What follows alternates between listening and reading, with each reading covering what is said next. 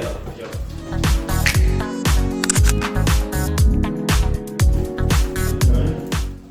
Quite big, very big living room. Not living room, but very big bedrooms. Got an open plan kitchen, got a bathroom, got a bit of storage here. Right, okay. Do you know whether the landlord has any plans to do any work to it at all? In terms of maybe a carpet, if you were to, or any furniture? if you were to come take the property, of course we'll get a nice clean. I don't believe it'll come furnished, but I don't know if it'll come furnished or not.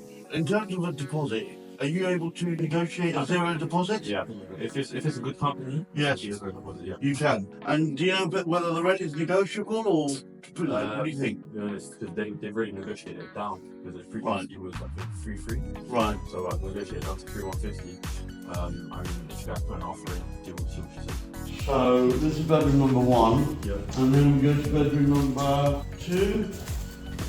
It's over here. Yeah. Right, okay. Cool. And can I ask you, is the landlord open for a longer term let?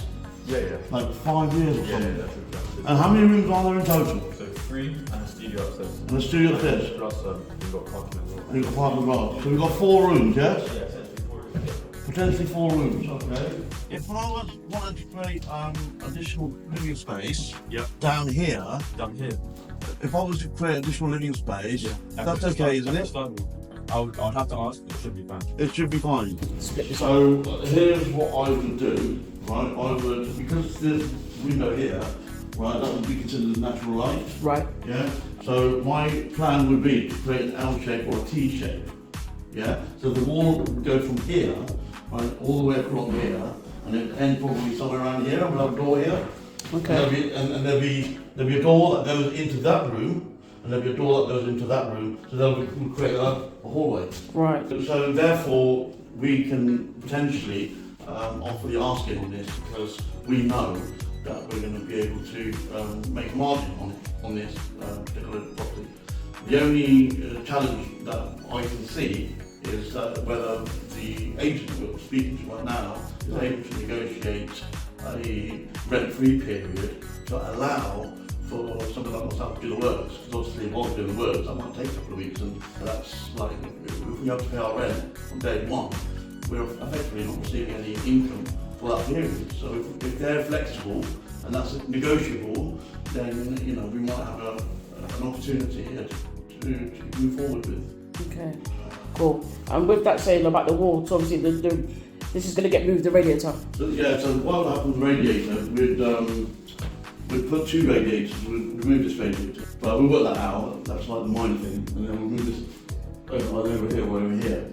But we want to keep it in line with the furniture, the feature walls and the staging, so that it all looks uniform and we can dress it so it looks, but it's got the wow factor, so when you walk into it you think, wow, there is no better room out there on the market than this, and that's probably we want to produce. Right, quality.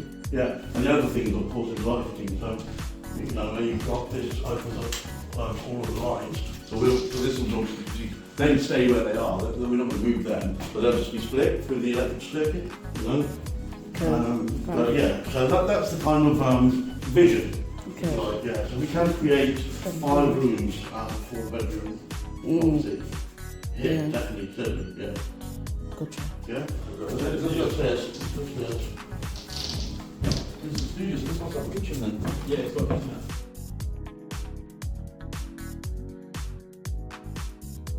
So this is this. You can even Airbnb, isn't it? Really? It's not too far from the Crystal Palace Stadium or match days. It's always your book. It's all going to get booked, yeah. In SC27, I know this area because this is the area, this is my patch, when I first started in property back in 2007.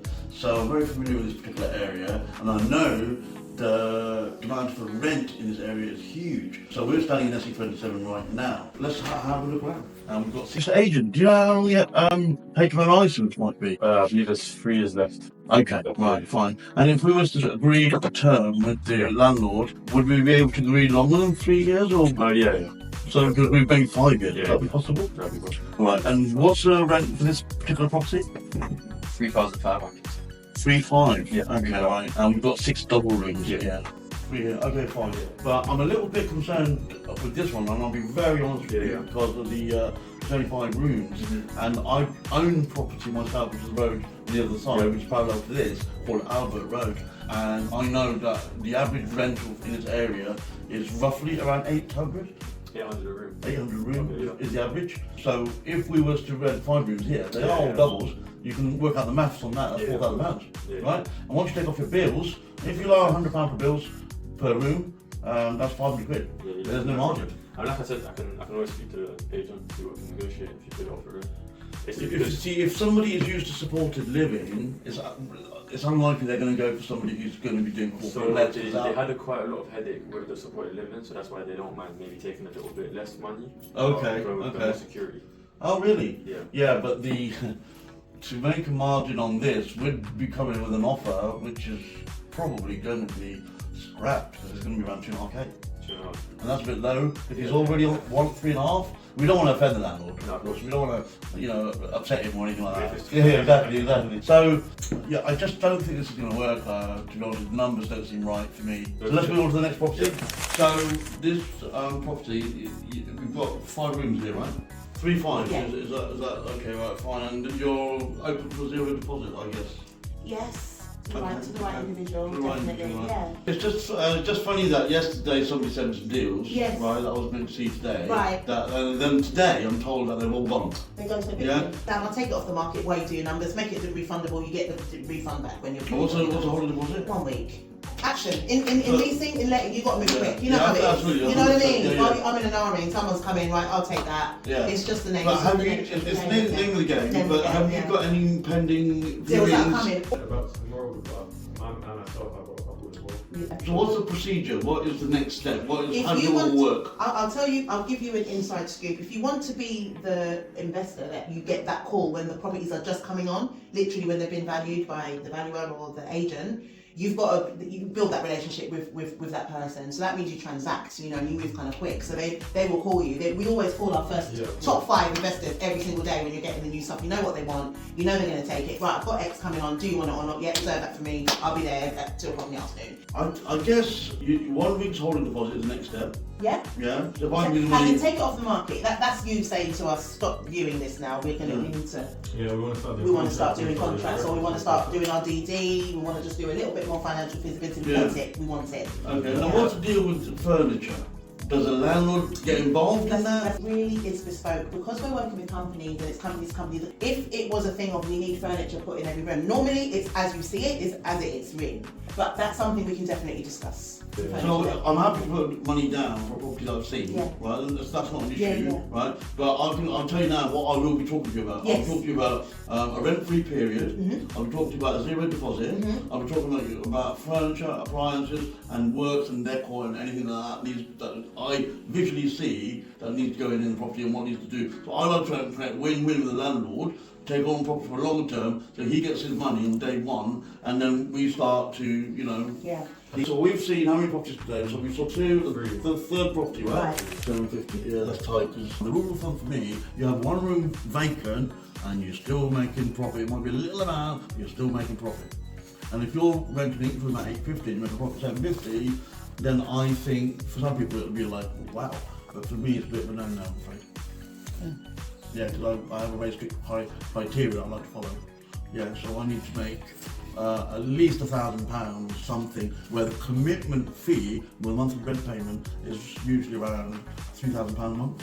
And that's why I was very straight to the point with the agent, and I said, look, it's going to have to be a lot less, and this is what I can think this is going to be worth to me. To someone else it might be worth a little bit more, but to me it's worth this. So, and if that 2.9, if that is they're willing to negotiate on that, or that one falls out better, it doesn't work, then by means I'll probably put in an offer of maybe 2.7 or something like that. The offer of 2.7 got rejected, so if you go 2.8, you can see. Oh, okay. Yeah. Alright, so we can review that then. Yeah, we can review that one. But I'm liking this one, and I'm liking the first one. Okay. So it's the same landlord. So let's see and do our numbers and put our offer together, and we'll give you a call sometime tomorrow. Is that right? Yeah, that's no problem. And then we'll tell you exactly where we stand. No problem. So today we went to go view a number of properties. So that was very eye-opening and very important to see things live and direct and see how the negotiation takes place. I learned that you have to be very conservative actually with your numbers as well, because things can fluctuate. I learned one thing about networking is that with a property is that your network really is your net worth. You need to kind of like not work in a cutthroat environment, but you want to work with integrity, build good relationships, and like ensure that you're trustworthy. I also learned the power team. So I've always thought logically, we all do think logically, we always talk to think that way. And that, I have to have the power team in place. I have to build I have to have all these things in place before I go and actually ask or try and negotiate for a property. I have one more thing in properties that you make money when you buy, or at least when you go into a deal. So you want to make sure you understand the outgoings, the cash flow before you even go in with an offer. Things can be achieved through working with people, I guess. Networking really is your net worth.